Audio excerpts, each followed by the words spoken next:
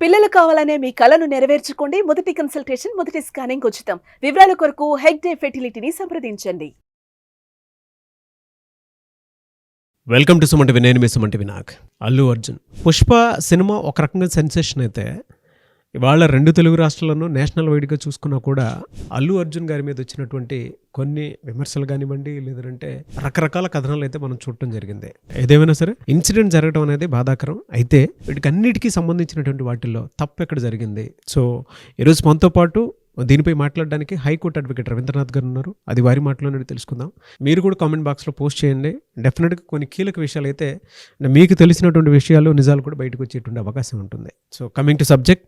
Hello sir. Hi అండి నాగరాజ్ గారు. Sir, ఇవాళ కనుక మనం చూసుకుంటే రెండు తెలుగు రాష్ట్రాలను అటు ఇండస్ట్రీ పెద్దలు కానివ్వండి, లేదంటే పొలిటికల్ లీడర్స్ కానివ్వండి, వాళ్ళ తెలంగాణలో రేవంత్ రెడ్డి గారిని కలవటానికి వెళ్తున్నట్లయితే మనకు తెలుస్తుంది. అయితే ఎంటైర్ ఇన్సిడెంట్కి సంబంధించినటువంటి వాటిల్లో జరిగింది ఏంటి, అల్లు అర్జున్ గారి టీం వల్లే ఇదంతా జరిగింది అనుకునేటువంటి విమర్శలు అయితే మనకి వినిపిస్తూ ఉన్నాయి. యాక్చువల్గా జరిగింది ఏంటి, మీకు తెలిసినటువంటి వాస్తవ కోణాలు ఏంటి?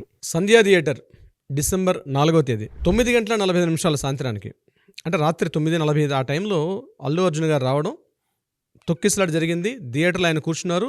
కింద చాలా ఒక తొక్కిసలాట జరిగింది. ఈ తొక్కిసలాటలో రేవతి అన్నటువంటి అమ్మాయి చనిపోయింది. వాళ్ళ అబ్బాయి శ్రీతేజ ఆల్రెడీ ప్రాణాపాయ స్థితిలో, అపస్మారక స్థితిలో తను ఉండడం, ఇది అందరికీ తెలిసిన విషయమే.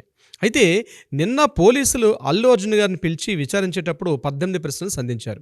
అయితే వీరు ఇంట్రెస్టింగ్ ఒక విషయం చెప్తాను నరేష్ గారు.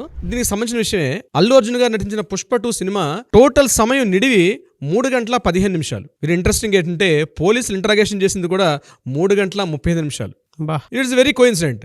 3:15 Pushpa 2 cinema Pushpa 2 the rule యొక్క సినిమా టోటల్ నిడివి. నిన్న చిక్కడపల్లి పోలీసులో అల్లు అర్జున్ గారిని పిలిచి పోలీస్ స్టేషన్ ఇంటరాగేషన్ చేసిన సమయం కూడా 3:35. సో ఇంటర్వెల్తో కలుపుకుంటే మనకి ఇంచుమించుగా అదే టైం వస్తుంది. మధ్యలో మనం బ్రేక్ వెళ్ళి కాస్త స్నాక్స్ తిని వస్తాం కాబట్టి అదే 3:30. సో అక్కడ రూల్ సరిపోయింది అక్కడికి. సో పుష్ప ద రూల్ అన్నారు, ఆ రూల్ కూడా ఇక్కడ సరిపోయింది. అయితే సో ఇక మన టాపిక్లోకి వద్దాం. విషయానికి వచ్చినట్లయితే ఆ సంధ్యా థియేటర్లో సంఘటన ఏదే జరిగిందో 9:45 నుంచి రాత్రి 11:30 మధ్యలో ఏదైతే ఆ రేవతి అనే అమ్మాయి చనిపోయిందో, ఈ విషయాన్ని పోలీసులు వెళ్ళి థియేటర్లో కూర్చున్నటువంటి అల్లు అర్జున్ గారి యొక్క కుటుంబ సభ్యులకి మేము చెప్పడం జరిగింది అని పోలీసులు చెప్తారు. మాకు చెప్పలేదని చెప్పి అల్లు అర్జున్ గారు ప్రెస్ మీట్లో కూడా చెప్పడం జరిగింది. ఈ యొక్క కొన్ని విరుద్ధమైన ప్రకటనలు ఇవి.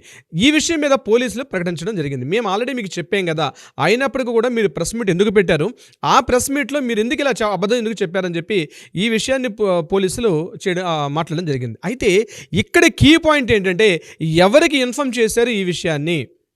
అయితే ఈ సంఘటనకు సంబంధించి మొత్తం అంతా కూడా ఒక 18 మంది నిందితులుగా ఈ యొక్క సంధ్య థియేటర్ సంబంధించి ఒక 18 మంది అంటే అప్రూవల్గా చేశారు, ఎక్యూజ్ చేశారు. 18 మంది యొక్క పేర్లు కూడా మీతో నేను పంచుకునే ప్రయత్నం చేస్తాను. ముందుగా 1 నుంచి 10 వరకు ఉన్నటువంటి పేర్లు ఏవైతే ఉన్నాయో అవన్నీ పూర్తిగా సంధ్యా థియేటర్ యొక్క పార్ట్నర్స్, సంధ్యా థియేటర్లో ఉన్నటువంటి మేనేజర్లు, సంధ్యా థియేటర్లో ఉన్నటువంటి సెక్యూరిటీ సిబ్బంది, దీనికి సంబంధించిన వాళ్ళ యొక్క మొదటి 1 నుంచి 10 మంది పేర్లు. ఆ 1 నుంచి 10 మంది పేర్లు ఎవరంటే ఆగమాటి పెదరామిరెడ్డి, ఆగమాటి చినరామిరెడ్డి, ఆగమాటి సందీప్, సునీత, ఆగమాటి వినయ్, అస్తోష్ రెడ్డి, రేణుకాదేవి, అరుణారెడ్డి, నాగరాజు, విజయ్ చందర్. ఈ 10 పేర్లు కూడా సంధ్యా థియేటర్ యొక్క థియేటర్ యాజమాన్యానికి సంబంధించినటువంటి పేర్లు.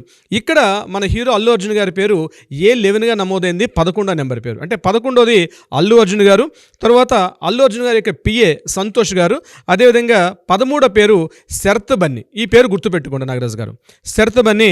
14వ పేరు రమేష్, సెక్యూరిటీ ఆఫీసర్ అల్లు అర్జున్ గారి యొక్క. 15వ పేరు రాజు, ఇతను కూడా ఒక సెక్యూరిటీ ఆఫీసరే. అదేవిధంగా ఫ్యాన్స్ అసోసియేషన్, అల్లు అర్జున్ యొక్క ఫ్యాన్స్ అసోసియేషన్ అధ్యక్షుడు వినయ్ గారు. అదేవిధంగా తన పర్సనల్ ఎవరైతే బాడీ గార్డ్స్ ఎవరైతే ఉన్నారో ఈ ఆర్మీ అని చెప్పి పర్వేజ్ గారు అతను. అదేవిధంగా 18వ నెంబరు ఈ మూవీ నిర్మాతలటువంటి మైత్రి మూవీ మేకర్స్ యొక్క పేరును కూడా అందులో జోడించడం జరిగింది. మొత్తం 18 మంది ఈ నిందితులుగా అందులో సూచించడం జరిగింది. సో ఇందాక నేను 13వ పేరు చెప్పాను, శరత్ బన్నీ అని ఒక పేరు మీకు చెప్పడం జరిగింది. ఈ శరత్ బన్నీ గారిని ఇతను కూడా అల్లు అర్జున్ గారితో పాటు ఇతను కూడా థియేటర్లకు వెళ్ళడం, ఆయన పక్కన కూర్చోవడం, ఆయన యొక్క విషయాలతో మాట్లాడుతున్నప్పుడు ముందుగా సంతోష్కి చెప్పారు, తర్వాత మెయిన్ సంతోష్ పక్కన ఉన్నటువంటి శరత్ బన్నీ గారు కూడా చెప్పడం జరిగింది.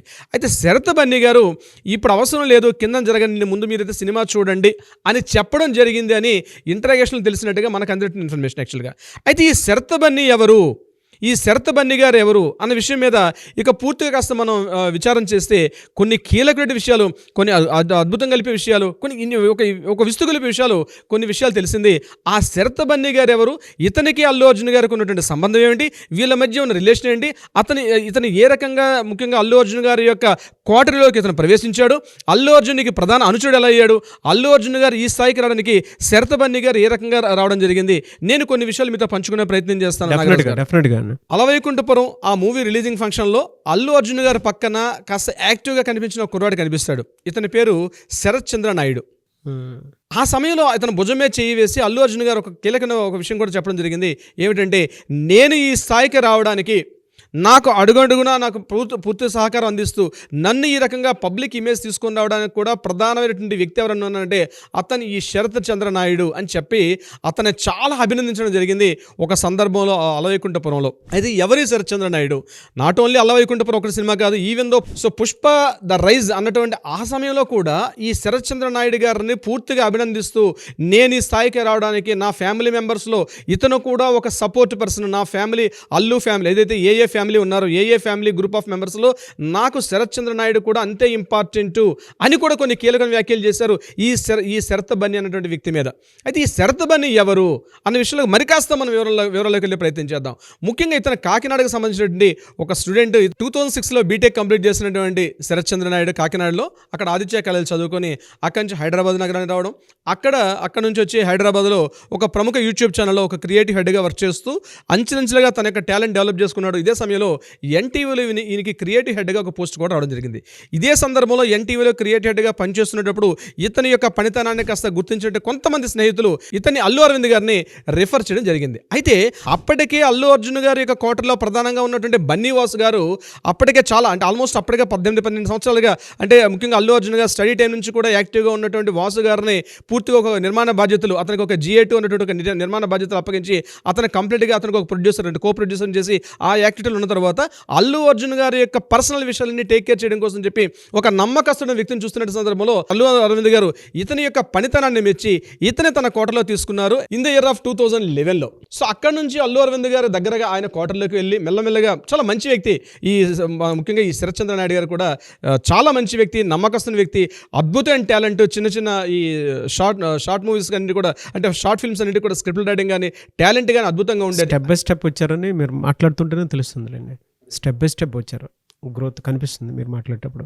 సో అక్కడ నుంచి ఈయన మరలా రావడం, దీని తర్వాత ఈయన యొక్క అల్లు అర్జున్ గారు కోటర్లోకి ప్రవేశించి కోటర్లో అంటే కోటరీ అంటే ఇంతలో ఫ్యామిలీ ఫ్యామిలీ అంటే coterie it means Allu Arjun గారి యొక్క ఫ్యామిలీలో ఒక ప్రధానమైన అనుచరుడిగా ఒక ప్రధాన నమ్మకస్తుడిగా ఉంటూ ముఖ్యంగా ఈరోజు అల్లు అర్జున్ గారికి ఇంత ముఖ్యంగా సోషల్ మీడియా ప్లాట్ఫామ్స్ ట్విట్టర్ అయితేనేమి ఫేస్బుక్ అయితేనేమి ఇట్లాంటి యూట్యూబ్ ఛానల్స్ వీటన్నిటిలో కూడా ఇంత ఇమేజ్ రావడానికి ప్రధాన కారణం ఎవరైనా ఉన్నారంటే దాంట్లో కీలకమైన వ్యక్తి ప్రధానంగా చెప్పుకోవాల్సింది ఈ శరత్ చంద్ర నాయుడు ఉరఫ్ శరత్ బన్నీ. ముఖ్యంగా బన్నీ గారి యొక్క పేరు కాబట్టి బన్నీ అనే పేరు కూడా ఆ పేరును కూడా తన పేరుతో పాటు యాడ్ చేసుకుంటూ తన ఫ్రెండ్స్ అందరూ కూడా శరత్ బన్నీగా పిలుచుకున్నటువంటి ఈ వ్యక్తి శరత్ చంద్ర నాయుడు గారు. అయితే ఇతను రీసెంట్గా నాట్ ఓన్లీ ఒక్క మూవీ ఒకటే కాదు, పుష్ప 2 మూవీ కాకుండా ఇంతకుముందు అల్లు అరవింద్ గారి తన యొక్క పనితనాన్ని మెచ్చి చాలా మూవీస్ పనిచేయడం జరిగింది. నా పేరు సూర్య అని చెప్పి, గీత గోవింద మూవీ, అదేవిధంగా ఇంతకుముందు రిలీజ్ అయినటువంటి దువ్వాడ జగన్నాథ్, ఇట్లా చాలా మూవీస్కి ఈయన చాలా స్క్రిప్ట్ వర్క్ చేశారు. ముఖ్యంగా డిజిటల్ మీడియా ప్లాట్ఫామ్స్లో ఈయన చాలా వర్క్ చేయడం జరిగింది. ఈయన డిజిటల్ మీడియాలో కంప్లీట్గా అల్లు అర్జున్ గారి కోటర్లో ఉండి ఈయనకి ఇంత నేషనల్ వైడ్గా వరల్డ్ వైడ్గా ఎంత ఫేమస్ అవడానికి ముఖ్యంగా మీరు చూసినట్టయితే టైటిల్ కార్డ్స్లో డిజిటల్ క్రియేటివ్ హెడ్గా కూడా ఈయన పేరు కనిపిస్తుంది శరత్ బన్నీ గారు. ముఖ్యంగా అల్లు అర్జున్ గారికి ఎంత ఆప్తులు అంటే ఒక సొంత బ్రదర్ కన్నా ఎక్కువగా ఈ యాక్టివిటీస్లో శరత్ బన్నీ గారు అన్ని విషయాల్లో పార్టిసిపేట్ చేస్తూ ఉంటారు. ఇతనికి ఈరోజు సంధ్యా థియేటర్లో జరిగిన సంఘటన ఏదైతే ఉందో మొట్టమొదటిగా ఆయన అంటే పూర్తిగా అల్లు అర్జున్ గారు బయటకు వచ్చి సొసైటీలో ఏం మాట్లాడాలన్నా సోషల్ మీడియాలో ఏం మాట్లాడాలన్నా తన యాక్టివిటీస్ పూర్తిగా ఇద్దరు వ్యక్తుల మీద డిపెండ్ అయి ఉంటారు. ఒకరు సంతోష్ గారు, ఇంకొకటి శరత్ బన్నీ గారు. సంతోష్ గారు తన పర్సనల్ అసిస్టెంట్గా వర్క్ చేసినప్పుడు కూడా ఈ మీడియా సంబంధించిన యాక్టివిటీస్ కానీ ప్రచారాలు కానీ ఎక్కడెక్కడ ముఖ్యంగా మెడ్రాస్, ముంబై, కలకత్తా ఈ కేసు ఇక్కడ అన్ని ప్రాంతాల్లో కూడా తన యొక్క ఈ బిజినెస్ అంటే మూవీ ప్రమోషన్స్ భాగంగా టోటల్గా ఏమేమి చేయాలన్న విషయం టోటల్గా కూడా చూసుకునేంత కూడా శరత్ బన్నీ గారే. అయితే ఎందుకు మనం ఇంతగా ఈయన గురించి మాట్లాడుకోవాల్సి వస్తుందంటే సంధ్యా థియేటర్లో జరిగిన సంఘటన సంబంధించి ముందుగా శరత్ బన్నీ గారికి తెలిపారని, అయితే శరత్ బన్నీ గారు రిజెక్ట్ చేశారన్న విషయం చాలా బహుళంగా ప్రచారాలు అయితే ఉంది. ఈ విషయం మీద శరత్ బన్నీ గారు ఎందుకు చేశారంటే అంటే తెలిసి చేశారా తెలియక చేశారా, తనకి ఇంత పూర్తిగా అనుచరుడుగా ఉన్నటువంటి అల్లు అర్జున్ గారికి, తనకి ఇంత కెరీర్ని ఇంత హెల్ప్ చేసినటువంటి అల్లు అర్జున్ గారికి తను తెలుసో తెలియక చేసిన చిన్న తప్పు ఈరోజు యావత్ ప్రపంచం ముందు కూడా అల్లు అర్జున్ గారిని ఒక దోషిగా నిలబెట్టే స్థాయికి వచ్చింది. ఈ విషయం మీద శరత్ బన్నీ గారు కూడా అల్లు అర్జున్ గారి పేరు అయితే 12వ పేరు ముఖ్యంగా సంతోష్ గారు 13వ అంటే A13గా కూడా శరత్ బన్నీ గారు కూడా దీన్ని ఫేస్ చేస్తున్నారు. ఇక్కడ అల్లు అర్జున్ గారు కేవలం తన ఒక్క ఇమేజ్ తన అంటే ఈ కేసు నుంచి తన ఒక్కడే బయటపడడం కూడా కాదు, తనతో పాటు ఉన్న అల్లు ఫ్యామిలీ ఏ ఫ్యామిలీ అని ఇప్పటివరకు ప్రమోషన్స్లో ఎట్లయితే మాట్లాడుకున్నారో అదేవిధంగా అల్లు అర్జున్ గారు ఈరోజు తన యొక్క రియల్ లైఫ్ని చూపించాల్సిన అవసరం వచ్చింది. పుష్ప 2 సినిమాలో ఒక సీన్ ఉంటుంది, ముఖ్యంగా తనతో పాటు పనిచేసిన ఒక కార్మికుడు ముఖ్యంగా ఆ ఎర్రచంద్రం దొంగల్ని తీసుకెళ్తున్న వ్యక్తిని ఏదో తన ఫ్యామిలీలో ఫంక్షన్ అవుతుంటుంది అంటే తన మ్యారేజ్ ఫంక్షన్ అవుతున్నప్పుడు ఎంటైర్ పోలీస్ స్టేషన్ మొత్తం కొనేసి అతని కోసం సేవ చేసినట్టుగా ఒక పాత్ర ఉంటుంది మనకు అందులో. అంటే మనం అందులో నెగిటివ్ కూడా తీసుకున్నాం, మనం నెగిటివ్ యాక్షన్స్ కూడా తీసుకున్నాం అంటే షెకావత్ ఇట్లా మాట్లాడే విషయంలో. అయితే అట్ ద సేమ్ టైం తను ఒక రాబిన్ హుడ్ యాక్షన్లో ఏం చేశాడంటే అందులో తన దగ్గర పనిచేస్తుంటే ఒక కార్మికుడి కోసం అని చెప్పి ఎంటైర్ పోలీస్ స్టేషన్ని కొనేసి వెళ్ళి ఆ యొక్క మ్యారేజ్ తీసుకెళ్ళిన సంఘటన జరిగింది. అయితే ఇప్పుడు అల్లు అర్జున్ గారు మూవీలో మాత్రమే హీరోనా లేకపోతే రియల్ హీరోగా అన్నది, ఎందుకంటే తనతో పాటు ఇన్ని సంవత్సరాలుగా పనిచేస్తుండే సంతోష్ గారు కావచ్చు, శరత్ బన్నీ కావచ్చు, తప్పు చేశారా తప్పు చేయలేదా దట్ ఈస్ డిఫరెంట్. అది కోర్టులు న్యాయస్థానాలు తెరుస్తాయి, నేను ఆ టాపిక్లోకి వెళ్ళదలుచుకోలేదు నాగరాజు గారు. కానీ ఇప్పుడు ఈయన రియల్ హీరోగా తనతో పాటు పనిచేస్తున్న అల్లు ఎవరైతే ఈ యొక్క ఏ ఫ్యామిలీ అనుచరులు అయితే ఉన్నారో తన ఫ్యామిలీ మెంబర్స్ ఎవరైతే ఉన్నారో వీళ్ళందరినీ కూడా అల్లు అర్జున్ గారు ప్రొటెక్ట్ చేస్తారా, తన ఒక్కడే రిలీఫ్ అయ్యి బయటకు వస్తారా లేకపోతే మిగిలిన వాళ్ళందరినీ దోషిగా చూపిస్తారా? ఇక్కడ తప్పించుకునేది ఎలా ఉందంటే పులి మేక అట్లా ఉంది. ఇప్పుడు అల్లు అర్జున్ గారు తప్పించుకోవాలని ఉంటే శరత్ బన్నీ గారిని ముందు పెట్టాలి, లేదా శరత్ బన్నీ గారితో పాటు తను తీసుకొస్తారు. ఈ విషయం మీద రాబోయే కాలం మొత్తం ఖచ్చితంగా డిస్కషన్ చేసుకోవాల్సిన సమయం ఉంటుంది నాగరాజు గారు. ఎందుకంటే 11వ నెంబర్ నుంచి 18 వరకు ఉన్న టోటల్ అంతా కూడా 8 మంది ఉన్నారు. నాట్ ఓన్లీ ఒక అల్లు అర్జున్ గారు ఒక్కరు లేరు, అల్లు అర్జున్తో పాటు ఉన్న టోటల్ మెంబర్స్ అందరూ కూడా 8 మంది ఉన్నారు. ఇప్పుడు అల్లు అర్జున్ గారు ఒక్కడ దొరికిపోలేదు, అక్కడ టోటల్గా 8 మంది ఉన్నారు ఆయనతో పాటు. సంధ్యా థియేటర్ యాజమాన్యం 1 నుంచి 10, 11వ నెంబర్ నుంచి 18 వరకు వీళ్ళందరూ ఉన్నారు ఇక్కడ. సో తనతో పాటు అల్లు అర్జున్ గారు 8 మందిని ప్రొటెక్ట్ చేసుకుని తీసుకొస్తే రియల్గా పుష్పది రూల్ ఉంటారు. ఖచ్చితంగా పుష్పది హీరో అనే రియల్ హీరో కూడా అనే అవకాశం ఉంటుంది నాగరాజ్ గారు. సో ఎంటైర్ ఎపిసోడ్లో నాగరాజ్ గారు అంటే మూవీ రిలీజ్ అయిన డేట్ నుంచి సంధ్యా థియేటర్లో దుర్ఘటన జరిగిన తర్వాత ఆయన మీద కేసులు, మరలా ఆయన పోలీస్ స్టేషన్ రిమాండ్ పంపించడం, రిమాండ్ అయిన తర్వాత ఆయన మీద బెయిల్ పిటిషన్ రావడం, ఇప్పుడు ఇంకా బెయిల్లో ఉండడం, మరలా జనవరి 10th వరకు అలా బెయిల్ ఆ గడువు ముగుస్తుండడం. ఈ ఎంటైర్ ఎపిసోడ్లో నాట్ ఓన్లీ ఒక అల్లు అర్జున్ గారు లేరు, చాలామంది ఇందులో పాత్రదారులు సూత్రధారులు కూడా ఉన్నారు కాబట్టి. సో ఎంటైర్ ఎపిసోడ్ నుంచి ఎలా అల్లు అర్జున్ గారు వస్తారు, ఇప్పుడు మాట్లాడినటువంటి ఈ 10 నిమిషాల గ్యాప్లో ఏవైనా తెలుసో తెలియక కొన్ని వర్డ్స్ నేను బహుశా టైమింగ్స్ కావచ్చు, ఇయర్స్ కావచ్చు, చూసిన ఆడియన్స్ దీన్ని కాస్త కరెక్షన్ చేసుకుంటారని, సబ్జెక్ట్ టు ద కరెక్షన్ ఏమైనా ఉంటే చేసుకోగలుగుతారని నా యొక్క విన్నపం. చూద్దాం అంటే ఏ మేరకు ఉంటుందనేది. Anyways thank you so much Ravindranath garu. Thank you so much Nagaraj గారు.